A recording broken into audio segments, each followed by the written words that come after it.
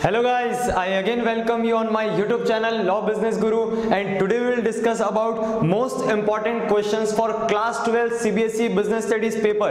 जो 2019 का जो अपना पेपर है जो 14 तारीख को होने वाला, उसके लिए बिजनेस स्टडीज के लिए कुछ इंपॉर्टेंट क्वेश्चंस, कुछ इंपॉर्टेंट केस स्टडीज आज अपन इस वीडियो में डिस्कस करेंगे। तो ये वीडियो उन सभी स्टूडेंट्स के लिए हेल्पफुल है जो क्लास 12 CBSE बोर्ड का बिजनेस स्टडीज का पेपर दे रहे हैं। तो डिस्कस करते हैं मोस्ट इंपॉर्टेंट क्वेश्चंस क्या है इस बार के पेपर में। सबसे पहला एक question divisional structure, organising chapter का एक इंपॉर्टेंट क्वेश्चन है डिविजनल स्ट्रक्चर, जिसके ऊपर एग्जाम में क्वेश्चन आना चाहिए और इसके ऊपर केस स्टडी पूछते हैं वो जनरली। क्या पूछेंगे? Case study. सेकंड क्वेश्चन आपका इंपॉर्टेंट है coordination is an essence of management. क्या पूछ सकते हैं वो?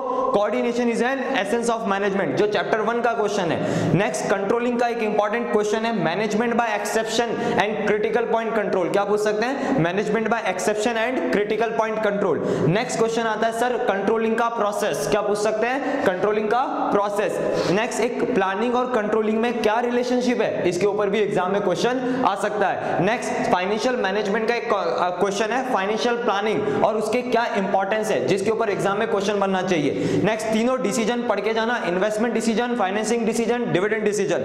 नेक्स्ट आपसे वो पूछेगा, डायरेक्ट क्वेश्चन पूछेगा explain the objectives of financial management. क्या पूछेगा? डायरेक्ट क्वेश्चन होगा define financial management and explain the objectives of financial management. Next fix capital और वर्किंग कैपिटल की केस स्टडी पूछेगा। क्या पूछेगा?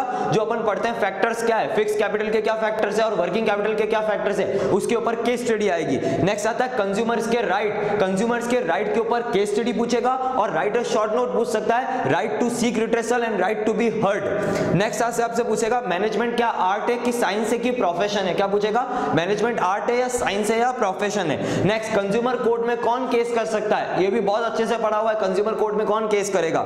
नेक्स्ट कंज्यूमर के पास क्या क्या रिलीफ्स अवेलेबल है अगर उसके साथ कोई धोखाधड़ी या कोई फ्रॉड होता है तो। नेक्स्ट वो कौन से कोर्ट में जाएगा, 3 tyre judicial machinery, most important topic.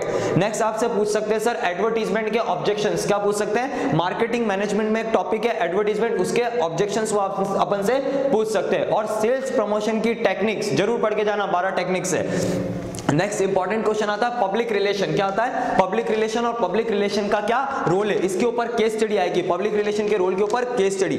Next direct question 3 marks का क्वेश्चन आएगा levels of packaging, primary secondary and transportation, 3 packaging होती है। और एक और क्वेश्चन आएगा element slash process of delegation, authority, responsibility and accountability, difference between primary market and secondary market. क्या आएगा? प्राइमरी मार्केट और सेकेंडरी मार्केट में क्या डिफरेंस है। नेक्स्ट आपसे पूछ लेगा सर स्टॉक एक्सचेंज के क्या फंक्शंस है। क्या पूछेगा? स्टॉक एक्सचेंज के क्या फंक्शंस है। नेक्स्ट मनी मार्केट के इंस्ट्रूमेंट के ऊपर केस स्टडी पूछ सकता है, call money, treasury bill, commercial paper पे, या शॉर्ट नोट पूछेगा। नेक्स्ट प्लानिंग का प्रोसेस क्या होता है, प्लानिंग के क्या इंपॉर्टेंस है और प्लानिंग के इंटरनल लिमिटेशंस जरूर पढ़ के जाना। और types of plan, policy, procedure, जो इसमें जो अपन ने पढ़ा है इसके अंदर सारे जो डिफरेंसेस है, रूल, बजट में, प्रोसीजर, मेथड में, प्रोग्राम, पॉलिसी में, सारे डिफरेंसेस पढ़ के जाना।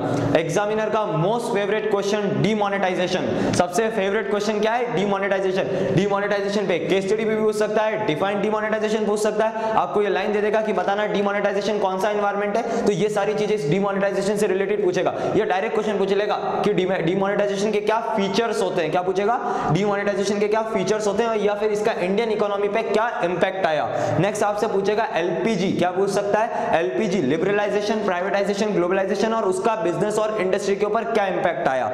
नेक्स्ट आपसे सर वो क्वेश्चन पूछ सकता है sir features of business environment, business environment के फीचर पूछेगा और इसके ऊपर केस स्टडी पूछेगा। आपको एक केस दे देंगे और उसमें से अपने को आइडेंटिफाई करना होगा कौन से बिजनेस एनवायरनमेंट के फीचर की बात हो रही है। नेक्स्ट आता है डायमेंशंस, बिजनेस एनवायरनमेंट के डायमेंशन, 2 बहुत इंपॉर्टेंट डायमेंशंस है, economic environment and political environment. Next आता है sir relevance, sir principles of management का एक टॉपिक है, किसका? प्रिंसिपल्स ऑफ मैनेजमेंट का एक टॉपिक है जो आखिरी में दे रखा है बुक्स में, जो डायरेक्ट 5 पॉइंट्स पूछते हैं। वो कितने पॉइंट्स पूछते हैं? 5 पॉइंट है कि सर क्या सिमिलरिटीज है हेनरी फ्योल और टेलर के प्रिंसिपल्स में। हेनरी फ्योल का सारे जो 14 प्रिंसिपल्स है पढ़ के जाना, उसमें एक बहुत इंपॉर्टेंट है difference between unity of command and unity of direction. Next public relation पढ़ के जाना है, पब्लिक रिलेशन का क्या रोल है। नेक्स्ट आपको पढ़ना है sir importance of management, 5 importance है मैनेजमेंट के जिसके ऊपर एग्जाम में केस स्टडी आएगी। क्या आएगी? इंपॉर्टेंस ऑफ मैनेजमेंट पे क्या आएगी? Case study. Next decentralisation, decentralisation के ऊपर केस स्टडी आनी चाहिए। और या फिर डिफरेंस पूछेगा डेलीगेशन और डिसेंट्रलाइजेशन में क्या डिफरेंस है, एग्जाम में डायरेक्ट क्वेश्चन आएगा। ऑर्गेनाइजेशन, ऑर्गेनाइजिंग का क्या प्रोसेस होता है, क्या होता है ऑर्गेनाइजिंग का क्या प्रोसेस होता है। ऑन द जॉब और ऑफ द जॉब की क्या टेक्निक्स है जिसमें अपन पढ़ते हैं अप्रेंटिसशिप ट्रेनिंग, वेस्टिब्यूल ट्रेनिंग, ये सारी। नेक्स्ट आता है सर इंटरनल और एक्सटर्नल सोर्स में क्या डिफरेंस है, इंटरनल और एक्सटर्नल में क्या डिफरेंस है, और एक्सटर्नल के क्या क्या वो कितने तरह का एक्सटर्नल सोर्स ऑफ रिक्रूटमेंट होता है, जैसे कि कैजुअल कॉलर, मीडिया एडवर्टाइजमेंट वगैरह के ऊपर क्वेश्चन केस स्टडी पूछेगा। स्टाफिंग के प्रोसेस के ऊपर डायरेक्ट क्वेश्चन भी आ सकता है और केस स्टडी भी पूछ सकता है। What do you mean by intelligence test, 1 marks के लिए क्वेश्चन इंपॉर्टेंट है, इंटेलिजेंस टेस्ट क्या होता है। नेक्स्ट आपसे डायरेक्ट क्वेश्चन 5 नंबर के लिए पूछेगा, इंपॉर्टेंस ऑफ डायरेक्टिंग, कितने नंबर के लिए, 5 नंबर के लिए, importance of directing. Next question पूछ सकता है केस स्टडी के फॉर्म में मास्लो की हायरार्की नीड थ्योरी क्या होती है और उसके क्या अजम्पशंस है, 4 अजम्पशंस है और मास्लो की हायरार्की नीड थ्योरी जरूर पढ़ के जाना। नेक्स्ट आता है लीडरशिप के फीचर्स, क्या आते हैं लीडरशिप के फीचर्स, 4-5 फीचर्स है, पढ़ के जाना। नॉन फाइनेंशियल इंसेंटिव्स क्या आ सकते हैं, इंसेंटिव्स क्या होते हैं सर, मोटिवेशन में कंसेप्ट है फाइनेंशियल और नॉन फाइनेंशियल, तो इंपॉर्टेंट क्या है नॉन फाइनेंशियल इंसेंटिव्स। नेक्स्ट आता है सर अपना ईबीआईटी का प्रैक्टिकल क्वेश्चन जो सबसे इंपॉर्टेंट है, earning before interest and tax का जो फाइनेंशियल मैनेजमेंट का टॉपिक है उसमें ईबीआईटी का प्रैक्टिकल क्वेश्चन पूछ सकता है। और लास्ट आता है सर अपने को कंज्यूमर जो अपना ये कम्युनिकेशन बैरियर्स है, क्या है कम्युनिकेशन बैरियर, कम्युनिकेशन के जो बैरियर है इसके ऊपर केस स्टडी पूछ सकता है। और आप एक चीज टॉपिक जरूर पढ़ के जाना, इनफॉर्मल और फॉर्मल कम्युनिकेशन क्या होता है और इनफॉर्मल ऑर्गेनाइजेशन और फॉर्मल ऑर्गेनाइजेशन क्या होता है, और इनफॉर्मल ऑर्गेनाइजेशन के ऊपर एग्जाम में केस स्टडी आ सकती है। तो अभी भी अपने पास 24 आवर्स पड़े हुए हैं, 24 आवर्स से ज्यादा का समय अपने पास है, आराम से ये जो इंपॉर्टेंट क्वेश्चंस मैंने दिए तो इसको आप आराम से सॉल्व कर सकते हैं। अगर आपको कोई भी डाउट है तो मुझे कॉल कर सकते हैं, मेरे व्हाट्सएप नंबर है, कॉल नंबर कॉन्टैक्ट नंबर आप लिख लीजिए 7597402312। एक बार मैं फिर से रिपीट कर रहा हूं 7597402312। आप इस नंबर पे कांटेक्ट करके मेरे से सारी चीजें इंपॉर्टेंट क्वेश्चंस जो मैंने डाले हैं इसके रिगार्डिंग कोई भी डाउट है तो आप मेरे से डिस्कस कर सकते हैं। अब मैं आपको बताता हूं सर बिजनेस के पेपर में केस स्टडी किस तरह से आएगी। पहली बात ध्यान से सुनिए, टोटल 34 क्वेश्चंस आएंगे एग्जाम में। कितने क्वेश्चंस आएंगे 34, लेकिन उसमें से अटेम्प्ट अपने को सिर्फ 25 क्वेश्चन करने होंगे। कितने अटेम्प्ट करने होंगे, सिर्फ 25 क्वेश्चंस आपको अटेम्प्ट करने हैं परसों के पेपर में जो अपना बिजनेस स्टडीज का है। उसमें भी आपके पास 5 सेक्शन में पेपर आएगा। कितने सेक्शंस में पेपर आएगा, 5 सेक्शंस में पेपर आएगा, section A B C D और ई। इसमें कितने नंबर के क्वेश्चंस होंगे, 1 नंबर, 3 नंबर, 4 नंबर, 5 नंबर और 6 नंबर के क्वेश्चंस होंगे। जो आपको 15 मिनट मिलेंगे ना, जो 3 घंटे 15 मिनट होते हैं, 15 मिनट को बहुत अच्छे से यूटिलाइज करना और बड़ी बड़ी केस स्टडीज पढ़ना और केस स्टडीज पढ़ के इजीली उसके आंसर अपने माइंड में सेट कर लेना कि भाई इसका आंसर ये और इसका आंसर ये।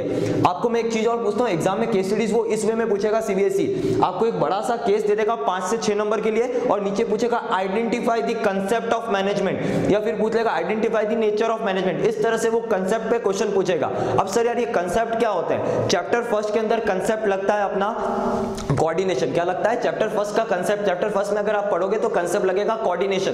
चैप्टर 3 यानी बिजनेस एनवायरनमेंट, उसमें अपना कंसेप्ट लगता है एलपीजी, लिबरलाइजेशन, प्राइवेटाइजेशन और ग्लोबलाइजेशन या फिर डिमोनेटाइजेशन कंसेप्ट होगा। नेक्स्ट आता है सर प्लानिंग में टाइप्स ऑफ प्लान कंसेप्ट होगा। नेक्स्ट आता है ऑर्गेनाइजिंग, ऑर्गेनाइजिंग में कंसेप्ट फंक्शनल डिविजनल भी हो सकता है, फॉर्मल इनफॉर्मल भी हो सकता है और डेलीगेशन डिसेंट्रलाइजेशन भी हो सकता है। तो आपको क्या करना है, मान लीजिए कंसेप्ट पढ़ा और उसके इंपॉर्टेंस पूछे, फिर आपको कंसेप्ट पता चल गया और इंपॉर्टेंस है तो केस पढ़ो। केस की हमेशा क्या करना चाहिए, केस किस तरह से पढ़ना है, आपके सामने जो भी केस आएगा उसकी केस की आखिरी लाइन पढ़ो, यानी कि क्वेश्चन क्या पूछा है वो पढ़ो, फिर उस केस को पढ़ो। अपन ने पढ़ा कंसेप्ट पूछा और उसके इंपॉर्टेंस पूछे, तो सबसे पहले आप कंसेप्ट और इंपॉर्टेंस, अब केस को पढ़ोगे तो आपको आइडेंटिफाई होगा यार यहाँ पे डिसेंट्रलाइजेशन हो रहा है या फिर डेलीगेशन हो रहा है, तो उसके इंपॉर्टेंस पूछे हुए हैं। तो एग्जाम में 3 से 4 क्वेश्चन कंसेप्ट के ऊपर जरूर सीबीएसई पूछेगा और इस कंसेप्ट के ऊपर ही सारे स्टूडेंट्स को कंफ्यूजन रहता है, डाउट रहता है। तो सर बिल्कुल भी पेपर में घबराने की जरूरत नहीं है। हर केस स्टडी को अपने को आराम से धीरे धीरे पढ़ना है, आराम से सॉल्व करना है। 3 घंटे इनफ होते हैं। एक चीज और ध्यान रखना, जो 3 घंटे का अपना जो पूरा पेपर चलेगा उसमें आपको कोई भी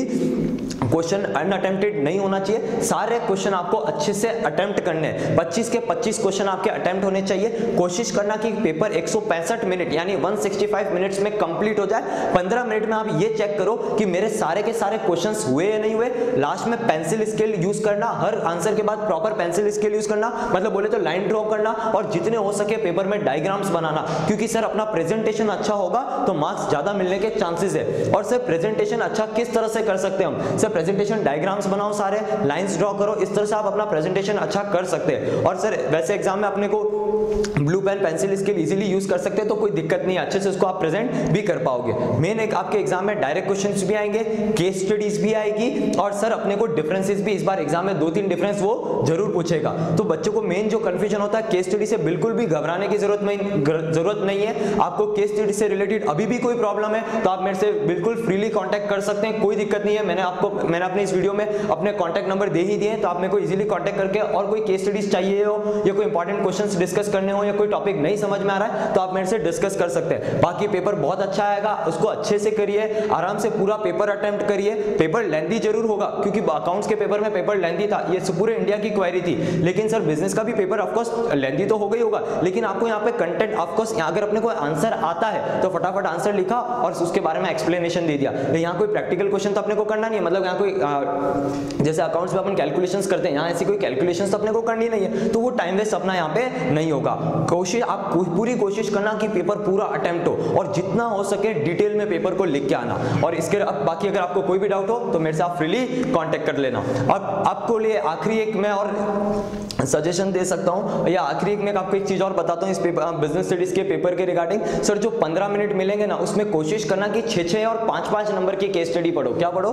6-6 नंबर और 5-5 नंबर की केस स्टडी पढ़ना। और सर हम पेपर कहीं से भी चालू कर सकते हैं, यस कर सकते हैं, कोई दिक्कत नहीं। जो आंसर अपने को अच्छे से आ रहा है वो आंसर कर सकते हैं। हेडिंग अच्छे से लिखना, एक्सप्लेनेशन उसको प्रॉपर वे में देना, जितना हो सके पेपर डिटेल में करके आना। तो कोशिश उम्मीद करता हूं कि आपके लिए ये वीडियो बहुत हेल्पफुल रहेगा।